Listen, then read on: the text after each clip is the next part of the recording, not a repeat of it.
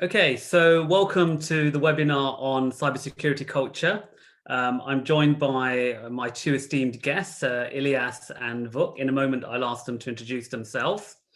So what we're going to talk about is, what is cybersecurity culture and what does positive cybersecurity culture look like? How does an organization go about creating one?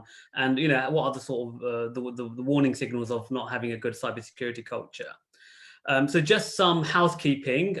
If you have any questions, if you could put them in the Q&A. So as you'll see in the Zoom, there's like a general chat and there's a Q&A. If you've actually got questions for my panelists, for my two guests, then please do put them in the Q&A and we'll get around to answering them in a bit. And there's always a general chat if you just want to have a general chat. So without further ado, I'm going to ask my guests to introduce themselves.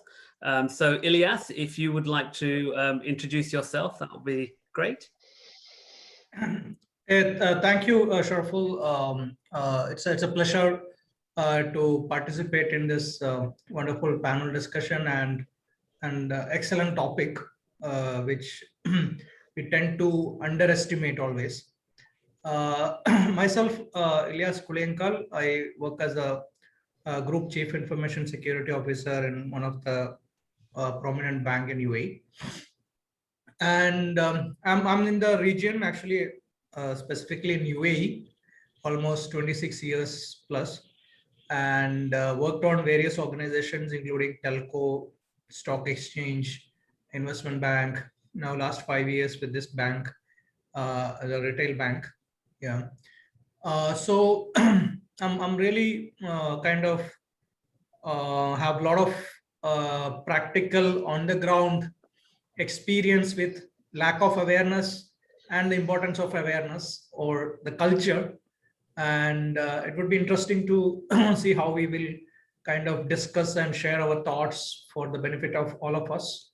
Looking forward. Thank you, Ilyas. And Vuk, if you would like to just introduce yourself as well. Yes, sure. Thank you, Sharful. So, hello everyone. I'm Vuk Shajnovic from Luxembourg. I am working for the European Investment Bank, and I'm very happy to be here today for this nice chat with Sharful and Ilyas. The topic is always interesting, and the cybersecurity awareness is something, and culture is something that is extremely important for every organization. I'm working in the industry for about a decade among international institutions, international banks, and also big fours in Europe and in North America. And at the moment, based in lovely Luxembourg. So I hope we have a wonderful chat. Yeah, but it's sunny though. I think we're sunny everywhere, which is really nice. Okay. Okay, so what we're going to do is make a start. So the format will be, like I said, I'll ask some questions to my guests, and then at the end of my questioning, I'll go towards what the attendees or my audience have asked, and I'll put those questions forward to my guests. So I'll do it that way. Okay, so my first question is really to Ilyas. We talk about cybersecurity culture, and there's an assumption that we all know what good looks like. Like everybody says, oh, we know what a good cybersecurity culture looks like. But in your experience, what are the factors that people have to consider in order to make sure that they foster a good cybersecurity culture? Yeah. So traditionally, what happens is when we talk about cybersecurity or information security awareness, conduct a lot of trainings, sessions, classroom trainings or CBTs, and have a checklist of compliance or regulatory requirement and say, okay, we have conducted the awareness, we have conducted this many sessions and this many people attended. That's it. I mean, CISOs and security departments are happy and they can show to the auditors and get all, even if it is a certification or a regulatory compliance checks. So what we have seen is that really doesn't work. So as probably the subject of this discussion itself, it has to be a cultural change, and that cultural change has to be built in or embedded in the people's mind in such a way that the security practices needs to become as a default behavior. How you stop when you cross the roads. Even, there is a walkway or whatever it is. When you see the signal is red, you're driving the car, you stop, by naturally. So it has to come as a natural behavior among the people, and that should be the objective of any awareness programs or any security professionals, or I mean CISOs, real objective. Because otherwise, yes, conducting sessions, having the online training, all of that is lead measures, or these are like operationally required to change the culture. But you really need to know how to or what to achieve in the cultural change among the employees or even the customers, so that they naturally behave in a secure manner. And that will be an intuition or an automatic practice they will follow. And that can be connected a lot of, this can be connected with any other awareness and any other knowledge, including, for example, what we can see, the COVID related behavior or practices that governments and organizations are trying to create, that natural behavior of keeping the social distance or wearing the mask. So it's the same thing and similar thing in security. We need to have that practice built in among the users. Okay. Well, yeah, that's very interesting. And just following on from that book, so a lot of organizations may believe that they have a positive cybersecurity culture. People have done the awareness training, they've rated it 5 stars, and they're saying that 100% completion. But are there any sort of red flags that organizations need to look out for that indicates that it's maybe it's a negative cybersecurity culture within the organization? Because sometimes, especially if you have big organizations like you guys work in, you won't know every office, you won't know every team and department. So are there any red flags that we should be looking out for? Yes, definitely. And everything starts with culture, as Elias mentioned.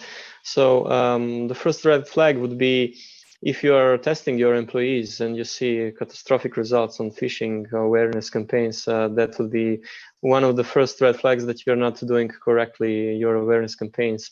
But even that is maybe quite simple and on the surface, so that everyone can do that. What actually you can think about is how your information security management framework is organized. So if you are getting emails in your risk department about projects that are already ongoing and about to go in production, and they are asking you for a risk assessment at the end, you are already in a very bad red flag, in the sense that they will arrive to something almost in production with something signed with the vendor, and not having even assessed how that application would impact your overall information security environment. And that can be catastrophic for the organization, because you might not have the right tools in place, you might not have trained the users on how they should use these new tools and on what they should be aware of. Not having this, let's say, policy organization and the planning, how the projects should be managed, is one of the biggest red flags. And then you can have also other things, like if you are turned down in the budget meetings on cybersecurity and you don't have enough money and you cannot sit on the table with the big guys, then you're also having a big red flag. And you might be running around the corridors then when something happens and switching off the machines from the internet at the end. So yeah, I would say these 3 would be the main things. Yeah, that is an interesting point, actually, where if the senior board isn't bought into this, if the culture doesn't start from the top, right, it's a big red flag. It means that it will permeate down. People lower down will probably see that message and not believe that it's something to take as a priority. Exactly, you have to be taken seriously, and that's of course a red flag. But how can you change that? That's a very difficult thing to change. You can work maybe on other aspects, but can you change the structure of your organization and what its priorities are? That's something more political, let's say, and you have to be more of a politician than a cybersecurity expert. Okay, and okay, so if you weren't able to change the things at the top, what about rectifying things?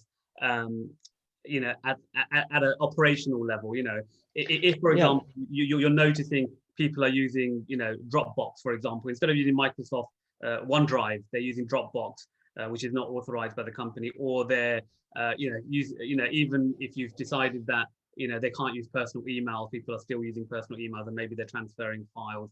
How do you, you know, without shutting them down, you know, because that's an extreme case, because that wouldn't be good for culture. How would you go about rectifying those sort of small behaviors that people exhibit that, you know, they do take it seriously, but they don't see the consequence, right? But it is not, it's an indication that the cybersecurity culture is probably slightly broken.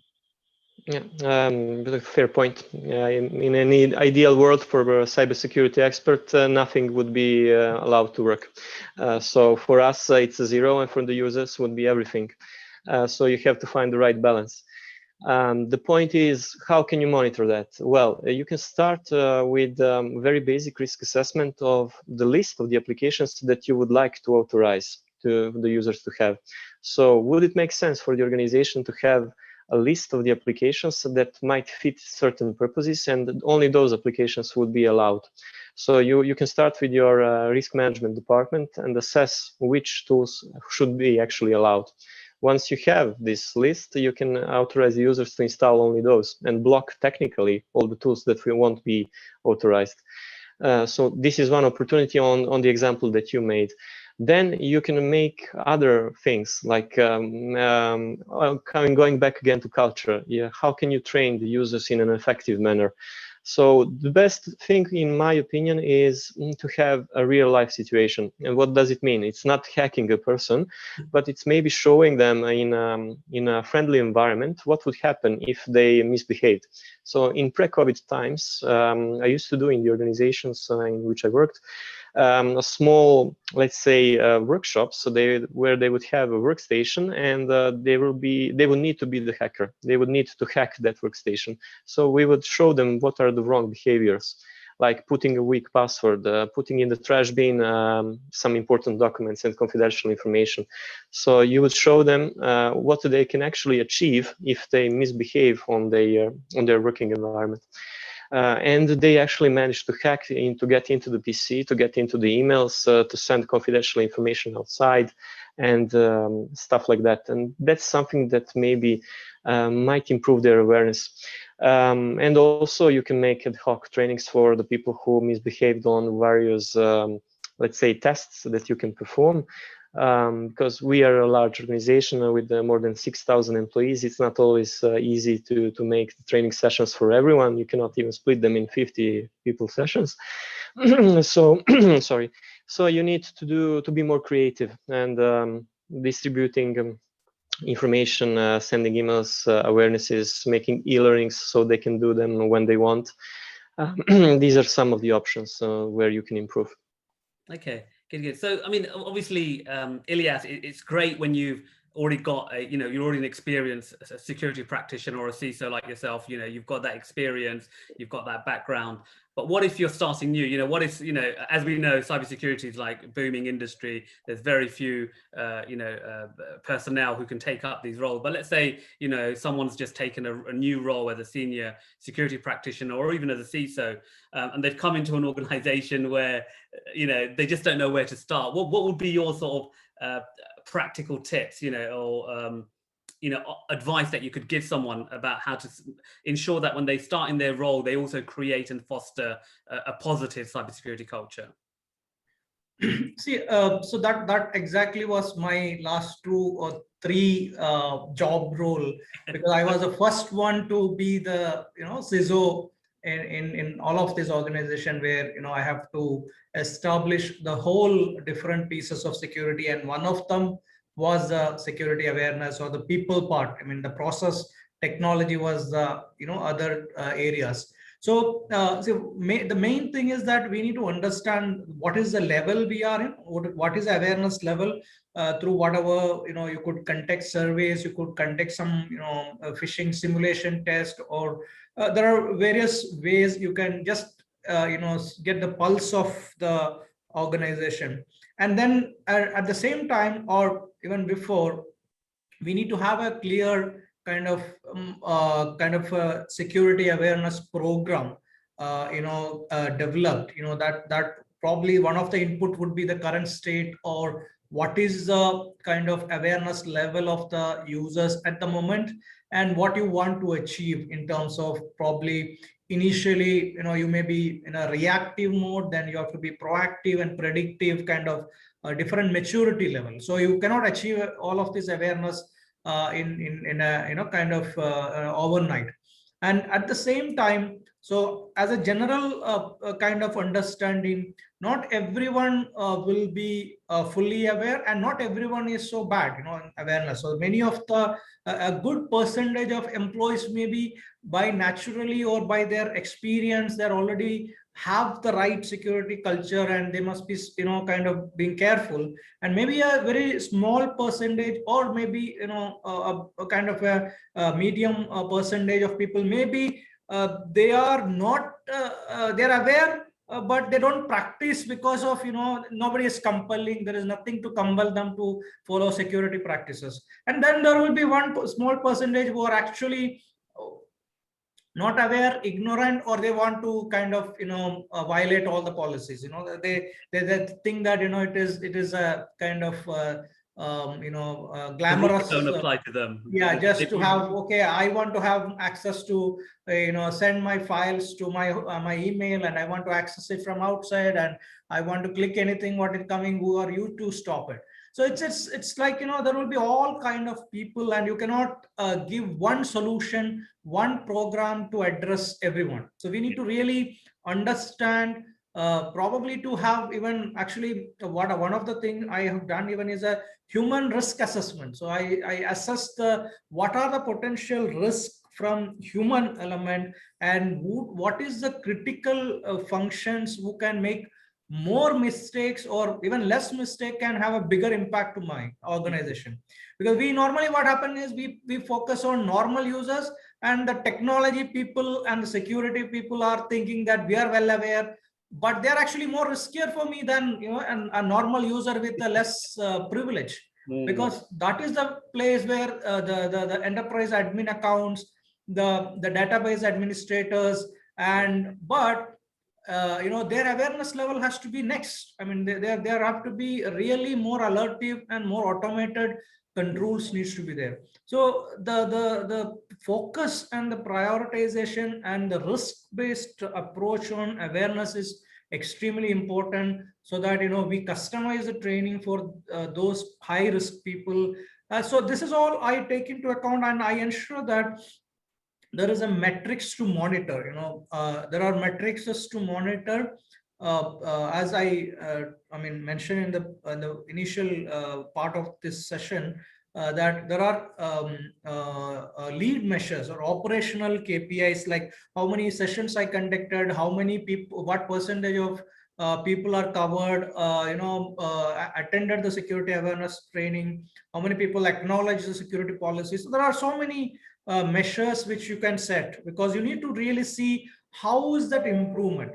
The other part is the outcome, or the lag measures. Now, okay, you conducted this session, what is the outcome? Is the cultural changes there? Is that my security incidents due to lack of awareness is coming down after a period of time?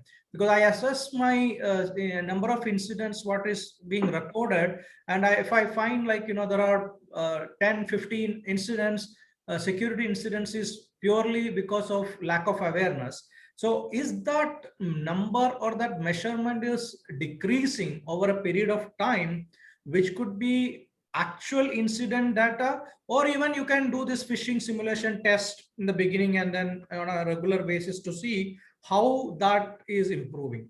Again, main thing is you need to see what kind of phishing emails you are creating. Is it generic or is it very targeted spear phishing kind of testing? Because it should be apple to apple comparison to see how is it improving. So that is actually something which will ensure that we are focusing on where we have to focus. Because if an organization has 5,000 or 10,000 employees and uh, focusing on everyone with a same rate, same scale is impossible. So we need to ensure that the time, effort, and the programs are customized in such a way that where is it required and who are to be more aware, who are more riskier, who make a lot of mistakes. I need to focus, or a lot of kind of security breaches. I need to focus on that. So that is what I normally does. And and also I ensure that people understand that what is important, because instead of enforcing on them, they need to understand, as Book mentioned, they need to be realize that this is actually good for them. I mean, like, this awareness, this training, or these practices, and many of them actually really, I mean, engage and interested in most of the time when they come to know, this is actually the awareness, kind of the tips and tricks we give, and they share. Even we touch a little bit of their personal level also. I mean, which is like, some of the awareness program, although not directly related to them in the office, if you convey to them about how to secure their kids or children from security mischiefs, and how to protect their family, although it is directly not helping us, it is actually creating a culture. There is an attention comes from the users, so that they will be interested to participate. And we see a lot of change due to that approach, what we normally took. Yeah, that is very true, because I think, once upon a time, maybe some of you can remember, we only used PCs at work. We never had PCs or laptops at home as a regular thing. But now obviously it's ubiquitous. You do most of your stuff at home on laptops and everything, ordering, shopping and stuff. So I think you're right. If the behavior is something that is done in their personal life, it should also happen in their work life. There shouldn't be, you won't change because you're suddenly at work, right? Okay. So one of the complaints though that I've always heard people say is that, with these security policies in place and things, it becomes quite restrictive. So people find that they can't do their job. So, I mean, I've worked in places where, for example, creative people need to send very high resolution images. And so those resolution images can be like, gigabytes big, but the company gives them a 25 megabit file transfer. And so they work with, their external agency, for example, and they come up with WeTransfer or something, which is, introduces vulnerabilities to the organization. How would you go about this question to you, Ilyas? How would you go, you talked about, getting people to be aware and secure, and not restrict everyone, but how do you balance that? How do you balance between making an organization safe and secure, but also making sure that employees are productive? Because, as Vuk mentioned earlier, you could just lock everyone down. You could just literally say, no one can do anything and we're safe, right? Yeah, I think that is an excellent point, Sharful, because I also believe that, we always victimize the users, that, oh, you are the weakest link and you are going to be my risk and you make the errors. So that really, unfair to the users also. Yeah. Two things. One is, you cannot say the organization is surviving for security. Security is for the organization to survive. The business has to happen. Business has to make money. And I tell my, business head, salute, you are giving us the salary. So we will make sure that, your activities are getting done in the right way. And we will ensure we'll protect you also. I mean, so I sell security in that perspective, because otherwise it doesn't make sense. So in that perspective, one of the thing as a CISO, what normally I do is that I ensure that we provide them solutions. We provide them the right secure solution for whatever requirement they have in terms of browsing, their file exchanges, or any other communication, collaboration. Because if you provide them the right solution, which is easy and flexible, at the same time it is in the back, it is secure also, then they will be tend to use that one. I mean, most of the people will tend to use that. They don't want to violate the policies, but there may be a certain percentage still may not follow, but a big percentage will kind of align with that.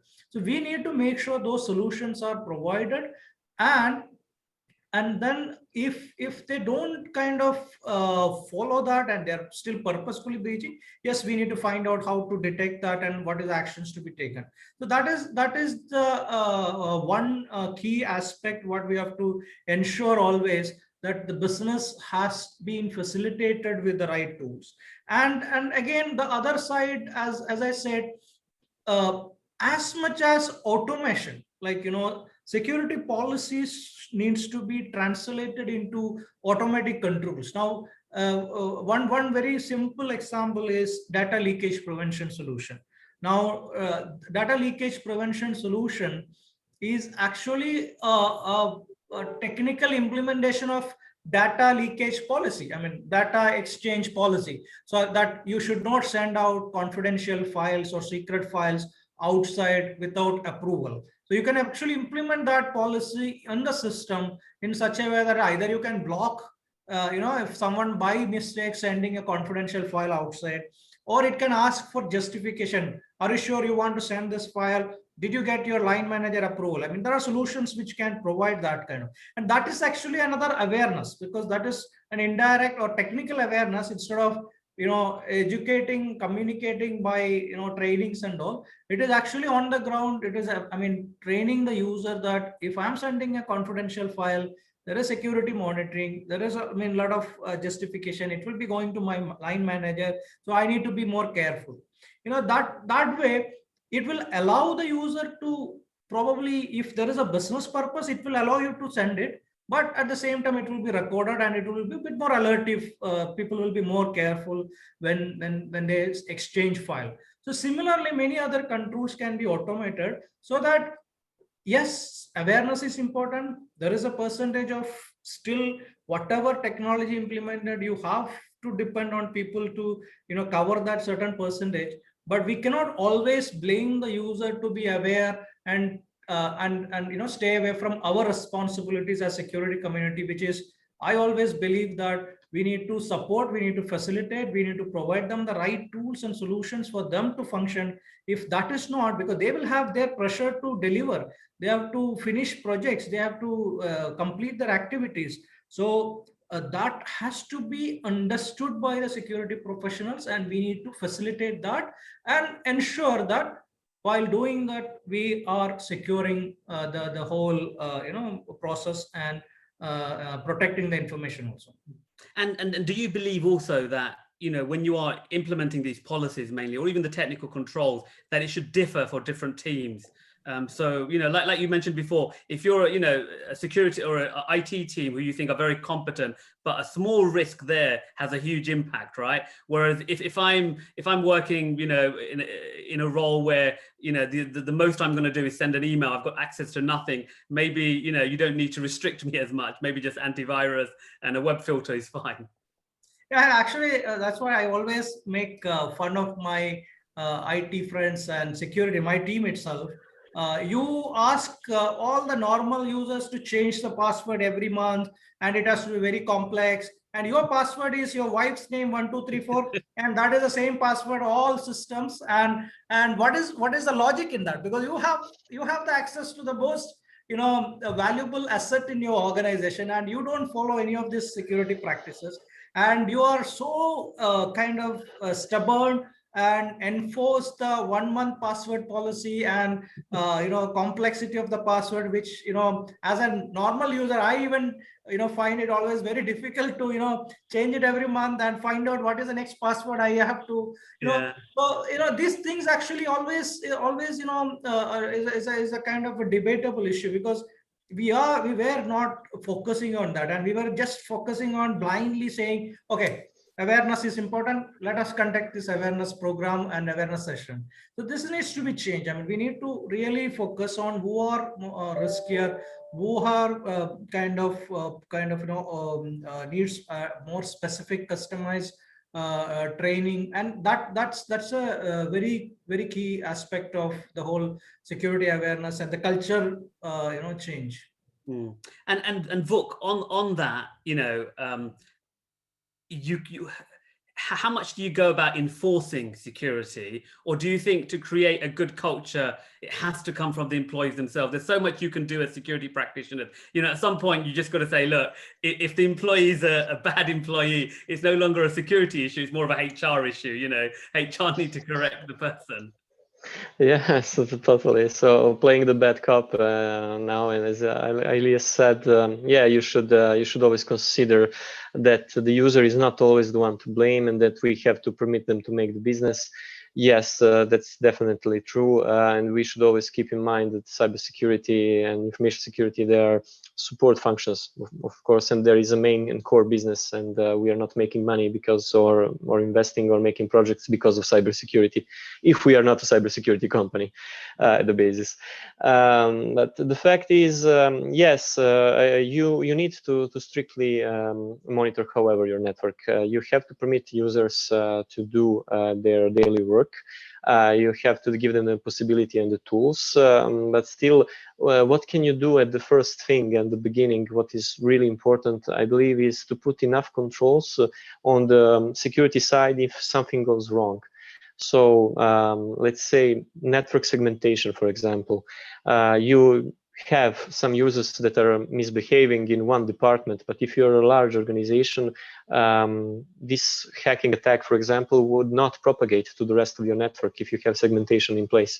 So you have to think about technical possibilities, not only raising awareness, because you will raise awareness, you will raise culture, you will of course help people also for their private life, because if you're hacked in your private life, you can be blackmailed for your working life, which is something that happens. You can read all over the news. There were cases, so of very famous people also.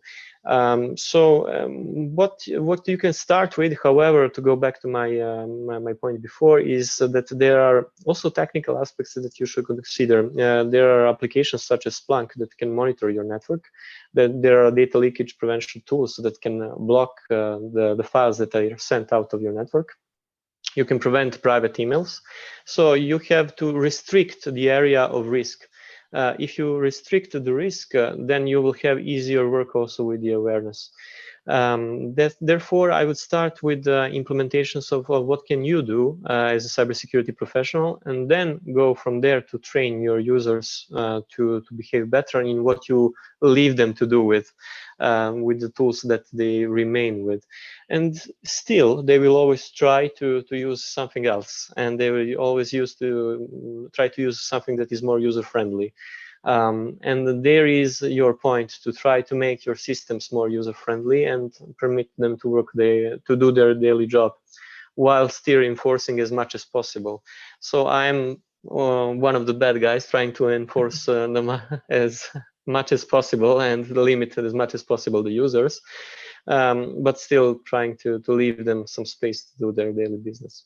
So just to add to that, Sharful, as Vuk mentioned, now, see, we have, for example, certain departments who needs to have access to LinkedIn or Facebook, for example, marketing and communication. And you cannot apply a policy that, okay, nobody should be. I mean, there are people who needs to have access, and you have to have other controls, and you have to have a customized awareness on them, like what can be posted, what is the approval process required in case of you want to post, and what is the data classification stuff and all. So I mean, so we have to be customized according to that business. Otherwise we will be considered as a roadblocker, and we will be excluded all the security, all the discussion, project discussion, we will come to know at the end or after going live. So because people wants to go, and get it done. They don't want us to be involved. And that is what actually the awareness part of that is. I mean, we normally miss as CISOs or security professionals, because we have to, the awareness including not only this training and end user awareness. We need to, I think Vuk started with that, saying that, like, the management team, the different levels of executives, the board, everyone has to be knowing that, okay, these people are there, and what is the value of them, bringing the security practices in projects and discussions, so that it will be embedded in the projects, it will be embedded in the whole process, so that it is not an additional thing later. So we will be consultant. Now, for example, I'm practically seeing in my environment, very, very, very happy and successfully, is that anything, any projects, anything happening in my bank, they will consult with us as a positive factor. Even if they don't trust anyone, they trust us. My team, they will come and they say, okay, this is what we want to do, this is what we have to achieve. Can you ensure you assess the risk? And because the way we assess is, we provide them solution. We assess the risk, we identify risk, we will, if the solution they propose is not what is secure, I give alternatives. And so that, they will proceed. At the same time, they will have the peace of mind that this is protected and they don't have to have a issue later. So that is the level of awareness you're expecting, that everyone knows what is the value of security. Everyone is careful about security practices, and they know that we are not roadblockers. We are actually coming as a supporting and enabling factor, so that they can kind of explore all the possibilities of technology or business opportunities to develop the organization. Because I tell clearly, as I told before, is we don't generate revenue directly. And if we are here, it is because of you are there, and you make the money. Because of that, we are here. Security for the security, there is no point. And that message has to be gone to every part of the organization in whatever way, the different way. And that culture will be there, that, okay, this is actually a function. This is a function which is important for the organization to survive and grow. At the same time, they helps to ensure that there is no security incidents, there is no leakage, no fraud, no regulatory issue. That all could have an impact to them also. How to make sure that message goes across? We have various ways to do it. Through forums, we establish steering committees, working committees, working groups, and awareness sessions, online sessions, and email messages, and all sort of, even conference. We conduct conference for the employees, security half-day conference. All of this actually helps us to make that difference. Yeah, that's really good, and I think it is important that people are left alone to get on with their work, like you said, and where there may be some heightened risk, as Vuk mentions, you can do network segmentation, you can do things in the background to keep them safe, right? Someone actually has just put in the chat that we should be seen as flight attendants, not traffic wardens, which is quite adept, right? Because when you see a traffic warden, you always think you've done something wrong and they're going to fine you. Whereas a flight attendant is interested in your safety when you're flying, but you're not scared of them, right? They're there to facilitate a very comfortable journey, but still keep you safe. And I guess your teams need to walk around in nice uniforms, Vuk and Ilyas, and then they can get more. Yeah. Yes, exactly. Yeah, that's an excellent analogy. I think it's a very interesting analogy. Okay, it's a very true one, very true one. I also find it and it is, and I think it also helps the culture that if you're not seen as the police, you're not seen as enforcers, right? You should be there to be seen as enablers and supporters of someone to get their job done. Because as you said, Ilyas, the company doesn't exist to stay secure; it exists. Security helps it exist, So being enablers is very good. I think that is also what will then perpetuate a positive cybersecurity culture. It's one of those things where when the security teams are seen as part of the organization, they're seen there to support the organization in achieving its goal. People will then have a positive perception about the security team, but then also a positive perceptions about security, right? Every time they see you, they don't think, oh my God, I've got to make sure my screen is locked and I've got to get rid of the desk and the password on the post-it note. True. Okay, so we've got a couple of questions. So to my audience and my attendees, if you have any questions, please do put them in the Q&A and we'll try and answer them. So here was a sort of an observation or a question. Obviously, cybersecurity applies to all organizations, including startups, right? So if you've got a startup, it is now, an issue for you because you are, in the cloud, you're potentially do collect customer data or any data. But what would be the sort of qualitative difference in sort of advising a startup as opposed to advising a larger organization? Do you want to go first, Vuk, just on that? Yeah, sure. So what would be an advice is to start well from the beginning, because you're now a startup, but then you will grow, you will become maybe huge one day. And if you started badly, that would be something that you will regret in the later days. Actually, a couple of years ago, I worked for a small organization, way smaller than my actual bank. And we were 200 employees in total, which you would consider a startup dimension. Until 500 people, I would consider it still a startup. And we started actually at around 100 or even less. And if you start well from the beginning, you will notice that the cyber security culture won't become a nightmare, as mentioned in the question. The fact is, you can put the policies right from the beginning if you hire the right people. Ask them to implement the policies since the beginning. That's your first cornerstone. Then from there, you can start with the implementation of the security systems and have your network monitoring, have your IT guys on top of the things. So that's the best advice I would have for that. Okay, Ilyas, any advice on that? Yes, I think, for any organization, fundamentals are the most important thing. And the startups are actually the best place to start. Like any telco company now, if you see any banks, digital bank who's new digital bank, they're actually lucky to have everything nice and the latest. And the other banks have to spend a lot of time to change their traditional, systems and, traditional practices and change the culture to adopt to the new, world. So in that way, the startups has the best, possibility of having the right security, right culture. The most important thing is they have to have probably to start with a framework of security, including for awareness. There could be some kind of a framework created and start with the top to the key management team, and then have that process of security awareness, security testing, and culture of security being assessed for the new joiners, whoever coming into the organization. Ensure that they're coming with the right secure attitude itself, because that's extremely crucial.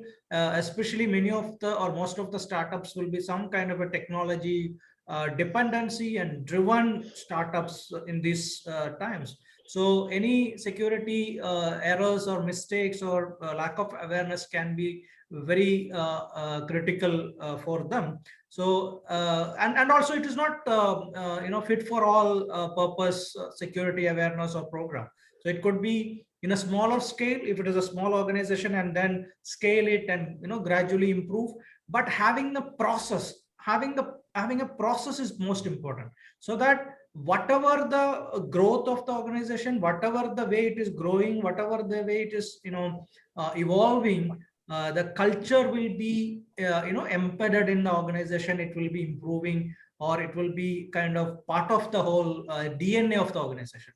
And that kind of organization will be having a competitive advantage in terms of many of the solution. Now, if an organization can demonstrate that security culture, security best practices, and they have the right framework, the right security measures and controls, that can be sold as an plus point in front of their customers, in front of the regulators they have to operate, and in turn the organization itself will be feeling more confident. So I think that needs to be part of the whole strategy of those startup. When awareness and building awareness needs to be included in the overall DNA of the organizations.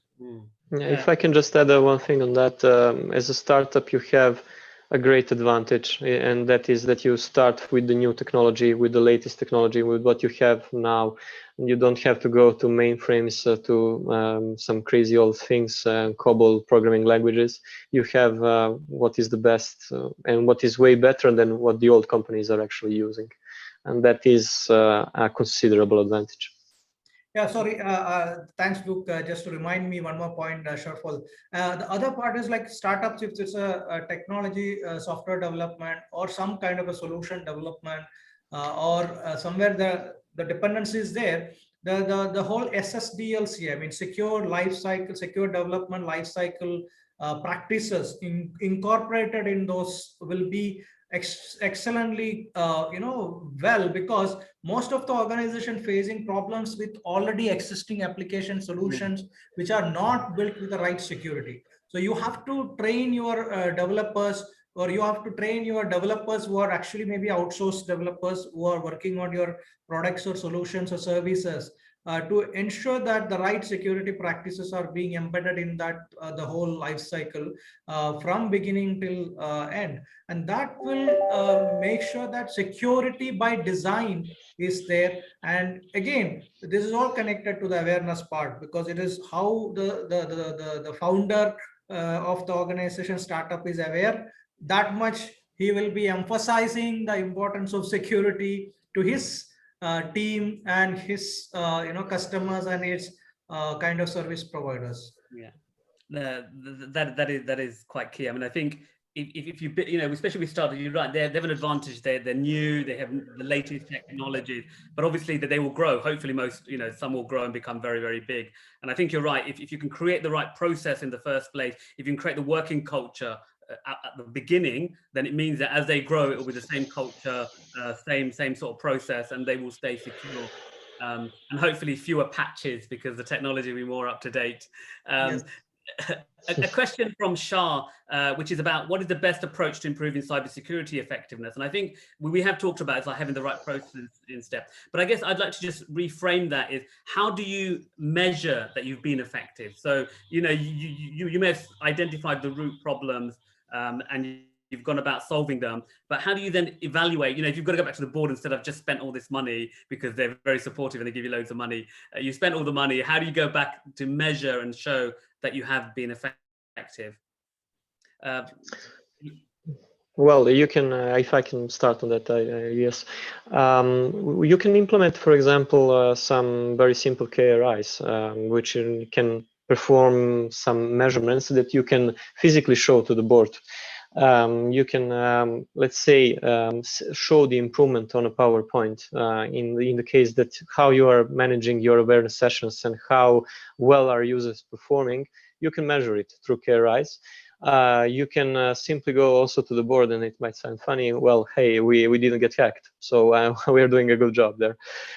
This is also one of the points. You can also check how, let's say, from a security point of view, if you have implemented a honeypot and you're attracting, let's say, external hackers to try to hack your system, so you can see how well that system is performing and how many attacks you're receiving.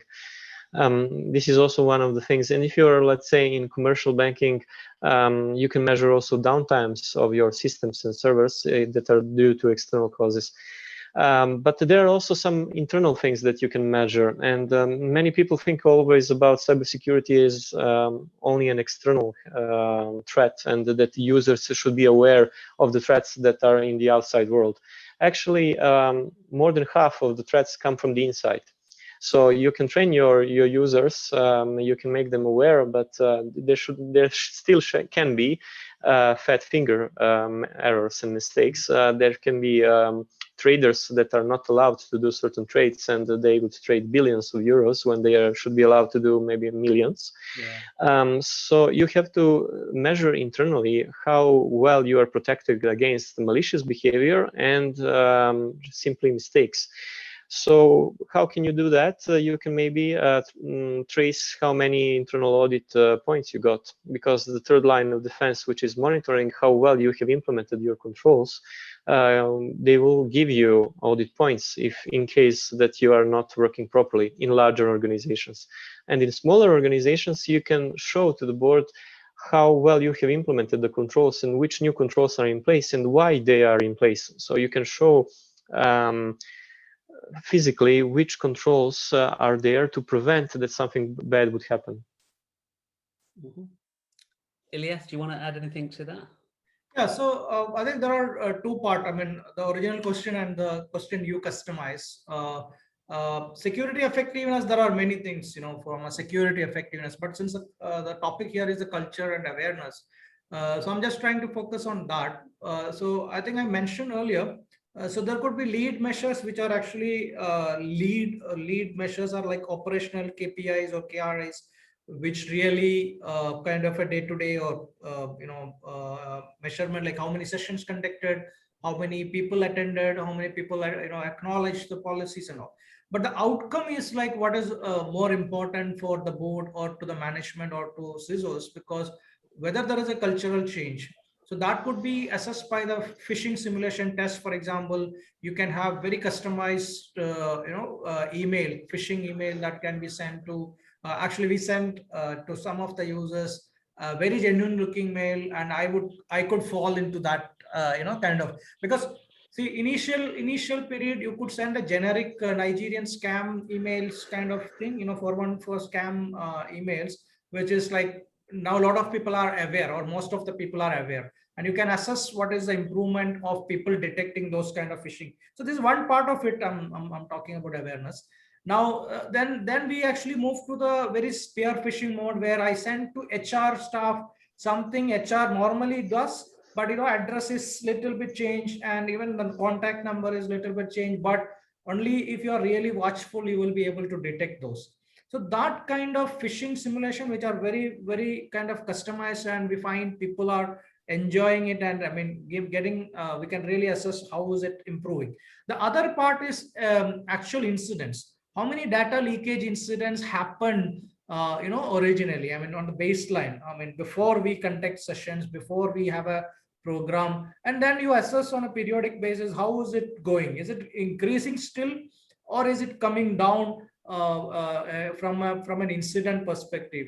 So that is actually a real measure of people taking out the data, or people are kind of not following practices of information exchange related policies. Then you can actually contact the clear desk, for example, inspection, to see the clear desk, clear screen policies are being followed by people, especially critical departments, about keeping the confidential documents in a secure manner. So similar actual security incidents itself, because we have logs of security incidents, where you can find out that how many incidents are actually happened because of someone clicked a phishing email, actual phishing email, and then we have to respond, we have to react, and we have to mitigate that particular incident, how it is kind of was before, and how is it coming down, or is it increasing. So then we need to see what exactly the thing. So what we did is actually we created a KRI dashboards. We have a high level dashboard or KRIs that is on the top level outcome, and which is connected to the business strategy and business objective, and the security strategic objective. And then we have operational and tactical KRIs related to awareness. So the lack of awareness can lead to cyber attack, like cyber fraud, information leakage, and it could lead to even a regulatory non-compliance issue. So these are all connected, so that I can see that trend, how is it improving or going down. And this is actually indirectly contribute to the overall, the first original question, which is security effectiveness. And security effectiveness in terms of maturity model that could be adopted by the organization, that could be based on NIST, ISO, or any other standard, where multiple people, process, technology pieces are there. People part comes from the awareness related KRIs or KPIs. Okay, so just a final question, which is actually quite related, which says that Andy asked these questions about he'd be interested to hear about opinions of what are good session events companies can run to engage users with awareness message. And I guess what he's trying to say here is that, because there's lots of internal comms, from HR, from IT, there's lots of different comms going, it can sometimes get buried within all the internal comms. So in your opinion, last final words, what is a good way of communicating, sort of awareness sessions, or, think sessions that would help company culture? Ilyas, sorry, go Ilyas. Yeah, so I think I have seen that question and the comment also. It's an excellent comment. What I saw is that you have to communicate in a way they can connect well. You cannot say, some of the awareness messages I saw definition. What is phishing? What is smishing? What is, I asked my team, okay, what is the point in teaching them, these definitions? You have to teach them how to react when you get a phishing email or phishing call. What is the actual scenario? You have to create that scenarios. You have to ask them, okay, this is a scenario, then they can connect. Okay, yeah, I got that call, I got that email. Okay, what I should do? So then you have to tell them what is to be done in that such a scenario happen. So that connection to the real incidents, real scenarios will be extremely important. And as rightly pointed in the question, there are so many emails, so many messages, so much of information across at office or at home and social media. We are flooded. We don't have time to go through it and understand. And, people will not be looking at, many of those people are not reading those emails.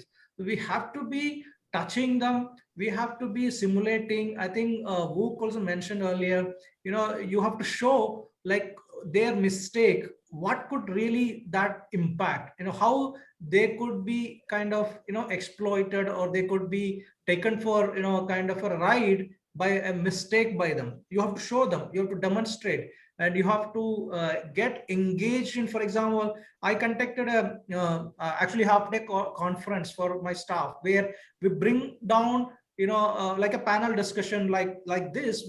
I brought my business head, my legal head, my compliance head, my regulatory representative, all of them sitting in the stage. And I was actually the moderator there, and the employees were there, and we actually put across questions which are real, what they face, what is the regulatory point of view if someone violated that. What is the actual management view or HR view if this has happened? So how it will happen? And we demonstrated them on various scenarios. So this is actually the way to get into their mind to more effective, rather than just sending very dumb regular for the sake of emails and messages. Thank you. Vuk, your final comment on this. Yeah, absolutely. As Ilyas mentioned, make them touch by their hands what can really happen. So if you are planning these awareness sessions, make them do these workshops where they can really see what will happen. If you cannot permit yourself to have different workstations and teams that we will show them, and 10 people running around that will show you the real world examples, show them on the screen the real world examples, show them something where they can see how WhatsApp can be hacked through a simple link. Show them how they can get caught in a phishing email, and what happens when you click on the link. What happens when you download the PDF with which contains malicious content. Just show in the real world people what will happen. Don't write them there those generic emails. Don't click, don't do that, because they will not pay attention. Simply as the person in the comments mentioned, there are too many emails. There is too much to do, and real world is something that will improve awareness. That's what I noticed brings the best results. Thank you. Well, thank you both of you. I think we've run out of time. If there are any more questions, I'm sorry, we won't have time to answer them. Thank you, Ilyas. Thank you, Vuk. It has been a very interesting session. I think, when we talk about cybersecurity culture, I think, it is easy to talk about, but obviously harder to do. And it's really good to hear from you guys about some of the advice that you'd give about, having process, making sure that, technical controls are in place, but in the background, they're not there to restrict people. And as Ilya said, the organization doesn't exist to be secure. It exists to make business, and security is part of it. So I hope that's been very useful from our attendees and our audience. I hope you've enjoyed listening to this session. A bit about us: we are Outthink. We're a human risk management platform, and one of the things we actually do is quantify human risk. So therefore, as an organization, you can identify your risk profile and your risk structure within your organization, and hopefully then target the relevant people to make your organization more secure. We run these webinars once a month, so I hope to look forward to seeing you guys next month when we do our next webinar. Details will usually go out in the usual social media channels like LinkedIn and Twitter. So thank you, my audience, for staying with us to the end of the discussion. Thank you to my guests, and hopefully see you all next week. Thank you very much. Thank you, guys. Thank you. Thank you. Take care.